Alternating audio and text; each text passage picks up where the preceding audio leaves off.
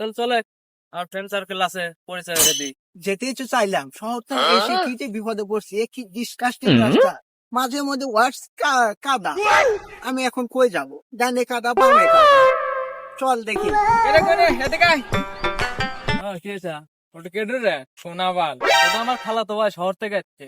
এই রিপা তুই এদিকে আয়। ইয়েস ব্রো, দাঁড়াও। হেই ব্রো, কেমন আছো? How are you?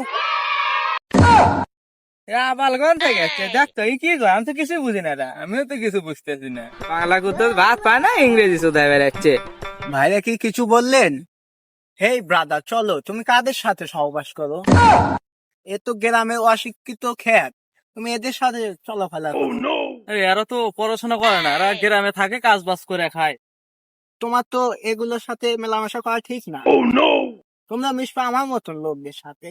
এই দেখো, এটা মনে হয় $2000 দেখে নিন।